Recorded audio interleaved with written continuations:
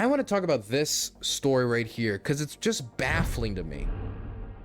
Trump was found guilty on 34 felony charges for paying hush money to an adult film actress. I don't want to get into all the specifics about the case again right now. I've talked about it on the channel in a big mega compilation you can go check out. Plenty of other legal experts you can go listen to, talk about the novel legal theories that are being used in this case.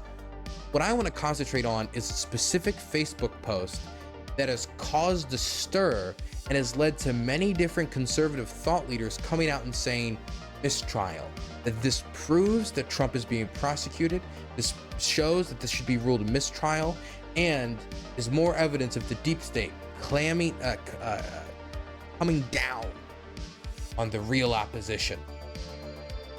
But the problem is that what they're talking about is a Facebook post a few days before the final results comes out, where a guy who calls himself a professional shit poster, like work definition on his page, called Michael Anderson, said, "My cousin is a juror and says Trump is getting convicted.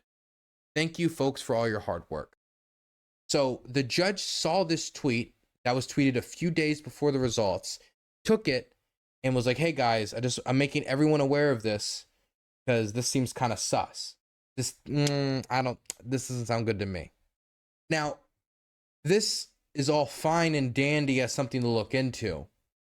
I'm not against investigating stuff like this. Obviously, I would not like there to be a situation where this type of vital information is getting leaked out by family members, or that before a final result has been come to, that they're already coming to a final result. Obviously, all of this would be quite bad.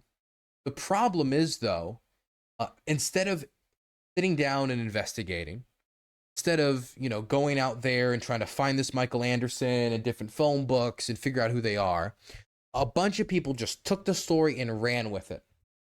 Now, you could try to figure out why that is, whether it's, hey, they want to be the first one to get it out so they can get all the views, they can get the best algorithmic interactions for their channel. That could be it. I don't know. Whether it is that they have a 24-hour news cycle, so they feel like they constantly need to be creating content, and this is just another potential piece of content, so they took it and threw it out there before it was properly developed. I don't know. It's kind of hard for me to say. But what happened was they just took the story and ran with it. It was no longer a Facebook post said that their cousin is a juror and the decision is already made. It is one of the cousins of the juror heard the decision beforehand, it was rigged, it was passed over, and this is thus now being brought to our attention. Mind you, if you look into the account, the tweet has been, the Facebook post has been deleted, and the account, Michael Anderson, if you look at their description, how they describe themselves as a shit poster, a professional shit poster who likes to stir the pot. What we're likely talking about here, if I'm being legit with you guys, and I'm not saying that I know for sure this is the case, I'm right now in speculation town, is somebody with a Facebook account thought, hey, I can make it look like I'm predicting the results if I just say one of two likely outcomes to reply to a Twitter video or on a Facebook post or anywhere. You know what this reminds me of? I remember that once Trump was found guilty, I think it was some Republican anti-Trump PAC came out and immediately bought a bunch of billboards that said like Trump guilty, Trump guilty, Trump felon, felon, felon. And some people were like, oh my gosh, that was so quick. They started putting up these billboards and posters so quickly. What does that seem to indicate? I know what that indicates. It indicates that this was planned in advance. Not that people are angry at Trump that he's a felon. It indicates that this was planned in advance, because why would they have had these billboards ready so quickly? And the leader of the organization put the billboards up, said bluntly, it's because there was one of two outcomes. We had the resources for both outcomes. If he was found guilty, we had the resources for that. And if he was found not guilty, we had the resources for that. I already saw the guilty one. So I imagine if it was the non-guilty one, it would be like something along the lines of, no court case can change the integrity of cheating on your wife, or whatever it is. But they ran with it. They went with it. Michael Anderson might as well have just been the most trusted name in news and television. Because look at all the people who fell for this. Fox News anchor Sean Hannity, who has heavily criticized Merchant, that's the judge who oversaw the case, focused to show on the Post, calling it a very alarming development and has to be cause for a mistrial. A mistrial. A mistrial. Throw out the case. Somebody on Facebook said what the results would be out of two potential options a few days before the election. Not a few days before the election, a few days before the court decision. Sorry, I'm very tired.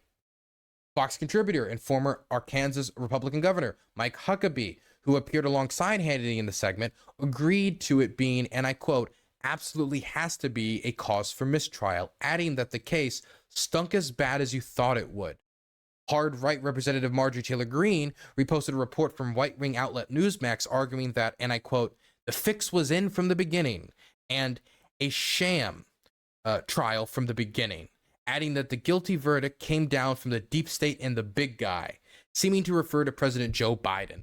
Now, this was a state case. This is a case in New York. Joe Biden cannot bring charges against Donald Trump for local New York law. This is managed and controlled by the state of New York. That's how it works, how it's supposed to work. That's how our judicial system was set up. So it can't be that Joe Biden did it because he doesn't have the authority to do it, unless he's doing it indirectly through intermediaries, which he has yet to find any evidence of. Representative Matt Gaetz, a Republican from Florida and another Trump ally, also posted, claiming that Trump, quote, didn't get a fair trial and that the jury was pre-cooked. In a post on his social media site, Truth Social, Trump decried the letter, writing simply, mistrial, mistrial, mistrial, mistrial. It would have been nice that before declaring mistrial, they could have at least found out that the person who was the source for this potential mistrial wasn't literally just an internet leak, neat telling tall tales. But I guess when you want to believe, you will stretch your mind in all manner of ways. I do want to show you another person who has stretched their mind and doesn't understand the concept of federal authority versus judicial authority, the authority of the President of the United States versus the authority of the judicial system. And it's Dr. Phil, who went on CNN to talk about the Trump convictions. Before you go, in the interview, there was a moment at which you said the argument that President Biden can't stop the Trump prosecution in Georgia because it's a state case, you called that an explanation for stupid people. But it is also true that the President of the United States cannot interfere with the state prosecution. That's not how the legal system works. Why is that a position that you're repeating, even though it's very clear that that's not the case? That is not the case in terms of strict law, but I think if anybody believes that parties on either side can't get together and get something done if they want it done, I think is very naive. That's not the way things work. What does that even mean? That would be collusion, wouldn't it? Wouldn't that be the collusion that Trump's been deriding? Done if they want it done, I think is very naive. That's not the way things work. That's exactly the kind of coordination that frankly, Dr. Phil, there is no evidence of. But you're also saying if that coordination happened, for example, in the hush money case, you would have called that a scandal. So why would President Biden do that in Georgia, interfere with a state case that he has nothing to do with? I didn't say that about Georgia. Actually, I said that about the case in New York. So you're wrong about that. My apologies, but in the case in New York specifically, I mean, if Biden weighed in to make that prosecution happen, you would consider that a scandal. If he weighed in to make it not happen, why would that not be a scandal? I'm not saying it wouldn't be a scandal, but I'm saying if you really think that party politics don't cross state lines, federal versus state lines. How much do we actually stick our neck out for this man just for the the siren call of bipartisanship. Okay, we pardon him now. Then do we pardon him again? Like, so we manipulate the system, go around what is the president's authority, try to, and hopefully not get him impeached by spiteful Republicans. Goes around their authority, stops the case. Does this also apply to the other cases? Does this mean we're gonna see the J6 case, the case around the overthrow of our democracy? We're gonna throw that out? Are we going to do that something similar with all the cases against Trump? Or if there's any crimes that he could, what about the classified documents case? It's so open and shut. What he did was a crime, and while in office, he increased the penalties for these types of law violations. So he's the last person who could claim ignorance in the situation. That there aren't meetings and people talk about this and make decisions about what's best for the party. And sometimes that's probably works to the good of the people. Sometimes maybe it doesn't. But if you think that there aren't politics that goes into some of these decisions, I think that would be a naive position. I mean, I'm sure there's some politics that goes into every decision in governance, but the idea of taking your politics, jamming it straight into your judicial system and saying, no, he will not be tried the same way everyone else here would be tried. He is a former president and he's running for office. That doesn't seem like a fair and balanced judicial system. That seems like one rigged for the elites to get away with any number of white-collar crime. Well, look, all I'm saying is that there's no evidence that that happened one way or I'm not another. saying Well, we agree on that point. Dr. Phil. I think that, by the way, this journalist fumbled that. This was so easy, and she just kept like randomly misquoting him. Big L, fat L. Also, we got some polling data on what Republicans think of voting for a convicted felon. And we have a comparison for pre-conviction of Donald Trump of being a felon and post-conviction. So GOP voters said in April that only 17% of them would vote for a convicted felon. Let me reel that in. That a convicted felon should be able to run for president. So it's actually not even, hey, should we vote for the felon? It's, should he be able to be president? Now, in April, it was 17%. The Tough on Crime party having 17% of its party say, nah, I'm good, actually. Convicted felons shouldn't be able to run for president. Jumps 40-something points. 40-something points to 58% June, saying that a convicted felon should be able to run for president and be. After Donald Trump was convicted of a felon, like more than 40% of the party decided to flip overnight on whether they would vote for a convicted felon. If these are the principles you're trying to hold yourself to, like, you know, you're tough on crime, you're a law and order person, you're going to go out there and you're going to fight for the little man against the lawlessness of the world, and this is like the position of the good old party. This is the position of Lincoln's party. You cannot hold that while also enabling crime and rewarding crime with more mainstream political power. Anyway, just wanted to reference that data because that data to me was wild. Wild, wild, wild. Okay, now that we got that done, what do we do next? Actually, I was thinking of watching this Robert De Niro press briefing where he fights with hecklers. That sounds really interesting. So Robert De Niro decided to do a press briefing outside the New York court case when Trump, of course, was being held on trial and he eventually found guilty of all 34 counts. Now, behind Robert De Niro, as you can see, behind the current speaker, is two Capitol police officers who were at the Capitol building and defended the Capitol building when rioters stormed the building. And Robert De Niro would get distracted by somebody in the crowd going after those two police officers, and he starts sparring with them back and forth verbally. And I wanted to watch it with you guys because it's actually kind of interesting to see Robert De Niro get actually mad at somebody in a crowd and just lash out. Thank you. I mean, this is really, even these people over here are kind of It's kind of crazy. It's really crazy, and this thing, Donald Trump, has created this. He should be telling them not to do this, but he's just, he wants to sow total, he wants to sow total chaos, which he's succeeding in some areas and places to do. Anyway, beside all that, this is my neighborhood, downtown New York City. I grew up here and feel at home in these streets. I feel comfortable. Out there loud. You can hear them in the back. The Twin Towers fell just over here, just over there. This part of the city was like a ghost town. But we vowed we would not allow terrorists to change our way of life. And we started the Tribeca Festival to bring people back.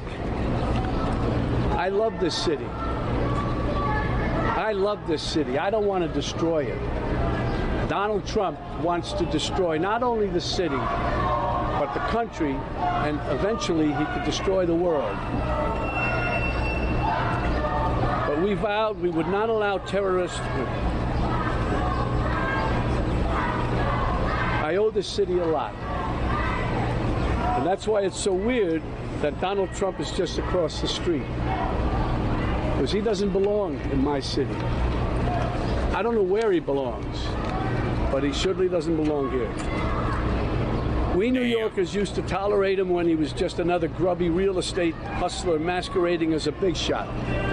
A two-bit playboy lying his way into the tabloids, pretending to be a spokesperson for himself. He was calling it as himself for himself. That's a real thing, that he called the press as a fake person to compliment him. To fool the press into inflating his net worth. A clown. But this city is pretty accommodating. We make room for clowns. We have them all over the city. People who do crazy things in the street, we tolerate it. It's part of the city, it's part of the culture. But not a person like Trump who will eventually run the country. That does not work, and we all know that. Anyway, we make room for clowns, to each his own. But no one takes him or took him really seriously. They take him seriously now, of course. But around the country, people who didn't know him as we did started to support him. They bought into his bullshit. Trump bought their votes with outrageous lies and empty promises. He got the most religious evangelicals to applaud a sinner who bragged about sexual assault. And just a couple of blocks from here, a jury found him Starting to come under the impression that Robert Niro here does not like Trump. liable for sexual abuse.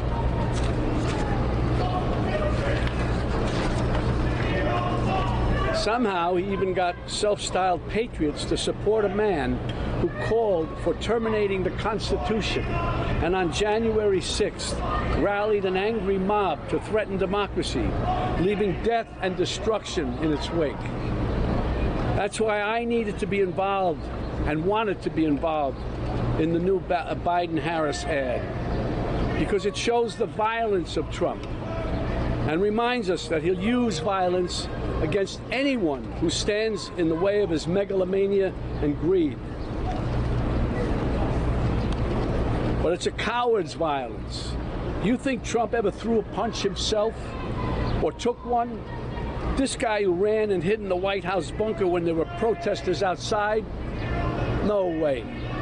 He doesn't get blood on his hands. No, he doesn't. He directs the mob to do his dirty work for him by making a suggestion, an inference. And his gang grovels and follows his obvious order. It's no surprise that the murder rate and other violent crimes peaked under Trump and are falling under Biden. And now he's promising to use our own military to attack U.S. citizens. That's the tyrant. That's the tyrant he's telling us he'll be. And believe me, he means it. When Trump ran in 2016, it was like a joke. This buffoon running for president. No, never could happen. We'd forgotten the lessons of history that showed us other clowns who weren't taken seriously until they became vicious dictators. With Trump, we have a second chance. And no one is laughing now. This is the time to stop him by voting him out once and for all. We don't want to wake up after the election saying, what, again? My God, what the hell have we done? We can't have that happen again. Yesterday was Memorial Day. It's a good time to reflect on how Americans fought and died so that we may enjoy the freedoms guaranteed to us by a democratic government.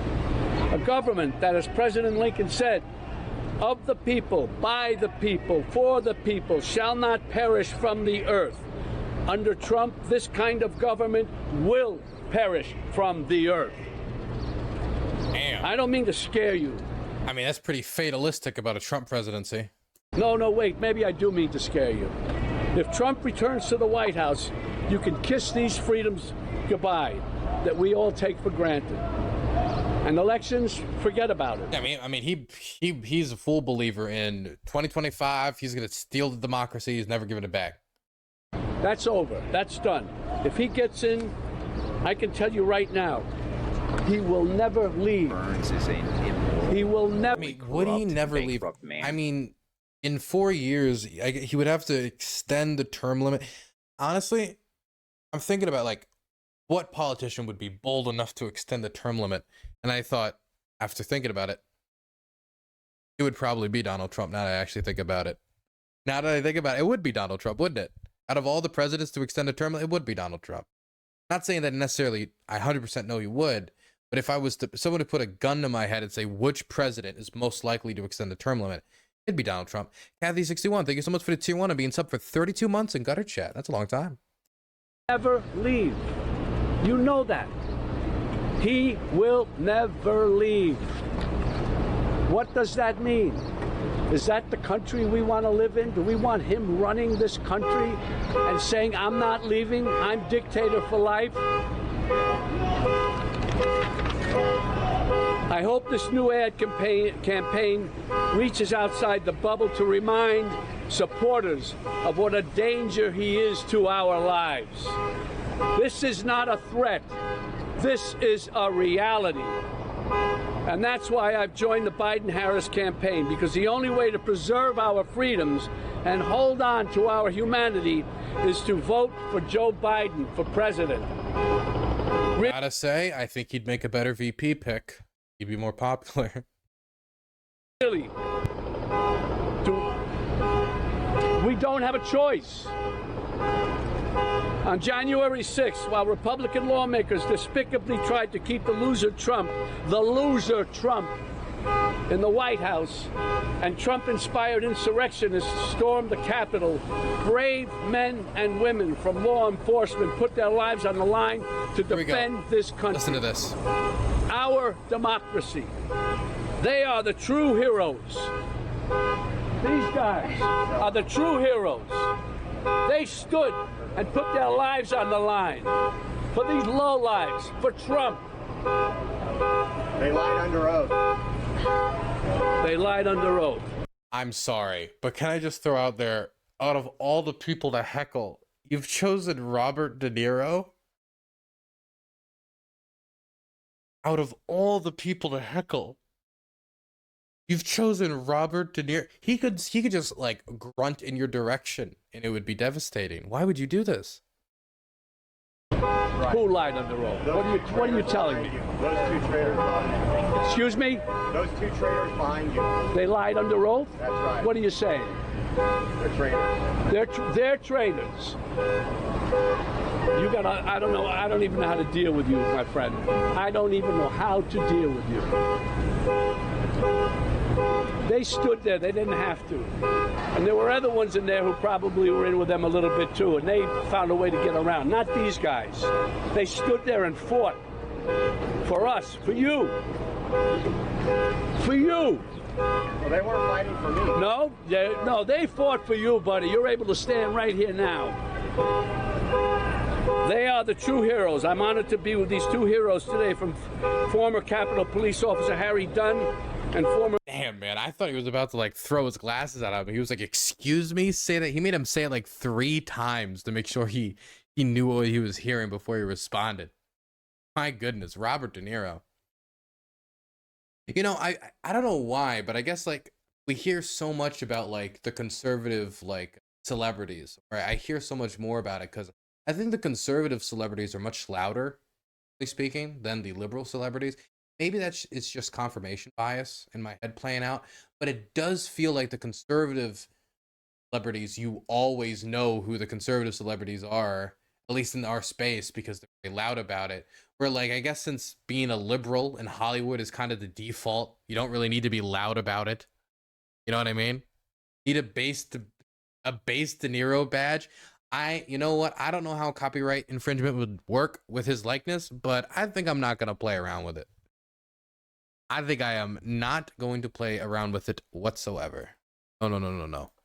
Got 5 minutes. I can do 5 more minutes and then I gotta pass out. But what can I do for 5 minutes? What can I quickly... Oh, here's a quick one. Here's a funny Trump one. So Trump went on Hannity's show, and I know this is from Biden-Harris HQ. It doesn't matter. It's still as funny.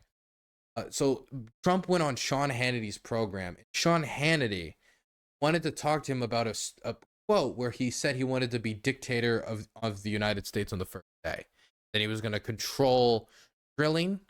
And not only was he going to control drilling, he was going to do all these things to fix the country, and then he'll give it up. Now, Hannity was asking about this as an opportunity for Trump to say, nah, I'm not going to actually be a dictator. That was the purpose of this interaction. Look what Trump decides to do instead. You said, I would be dictator for the day and just to secure the border and drill for oil. I thought it was tongue-in-cheek. I was sitting there with you. However, my question is a very serious one. You know, people are claiming you want retribution. People are claiming you want... Wait, no. Can we look up that one thing Trump tweeted about revenge?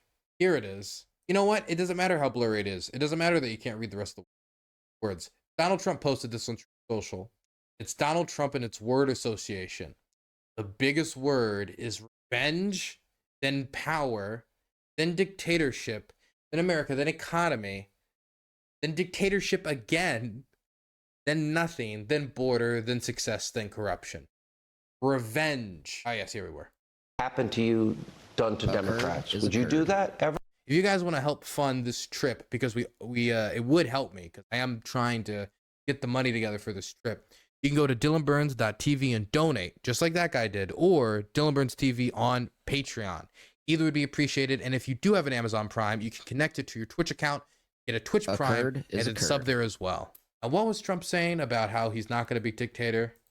You know, people are claiming you want retribution. People are claiming you want what has happened to you done to Democrats. Bankrupt man. Hey, I appreciate all the support. Thank you. People are claiming you want what has happened to you done to Democrats. Would you do that ever? Look, what's happened to me has never happened in this country before. And it has to stop because... Wait a minute. I want to hear that again. It has to stop. Well, it does have to stop because we're not going to have a country And if you're anymore. elected, what does that mean? Define that. Look, what I've gone through, nobody's ever gone through. I'm a very legitimate person. I built a great business. Everything's been... I have been under siege. has donated $5. I love this defense from Donald Trump. Burns is an I love this defense. It's not even, hey, man. you know, you've been kind of messaging hard. Sean Hannity isn't even talking about Trump talking about revenge, because Trump has talked about revenge. He's talked about revenge as a campaign message very openly. He's done it in his ads. He's done it on social media. He's done it during his speeches. But instead, he just makes it the amorphous blob. There have been people who have said, and even then, even when he gives him a softball to like, okay, here's your opportunity to say you won't be dictator. And then he follows up. So he has another opportunity. And then he doesn't do it again. Now, if you were to watch this and you just saw this interaction, what headline would you make? Also, I want to thank you, Pizza Detective, for the primer being dropped. You could have given that prime to anyone, and you decided to give it to me. And it does mean the world to me. Thank you very much. What would your headline for this be? About this clip where he's asked, so do you want revenge? And he's like, something has to be done. What do you mean? I'm so persecuted. How would you write that? I would write something maybe along the lines of like, Donald Trump fails to turn down dictatorship. Donald Trump fails to turn down authoritarianism. There would be, he's given an opportunity, he's given a softball, and he misses by a mile. That's how I would write it, being as soft-handed as I could, outside of being like fascisty, dictatorish, da-da-da-da. I think that's fair enough. Now, let's look what Fox decided to run with instead. Trump proves critic wrong again when asked about plan to get retribution on Democrats. He didn't say this. He did not say we're not going to go after the Democrats. He did not say that we're not going to have revenge. He did not say any of these things. You know what this feels like? It feels like Sean Hannity asked Trump a question where they just wanted to be able to serve him a softball so they could say, look, he's not going to be dictator. He then fails to answer the question. He just says it has to stop in response to asking about, going after the Democrats. He's just talking about all of this has to stop. He's not saying he would or wouldn't. And they just give it to him anyway. They wanted to lead to this being the answer, failed, and they just pretended they got there anyway. Peak MAGA brain. Peak MAGA brain.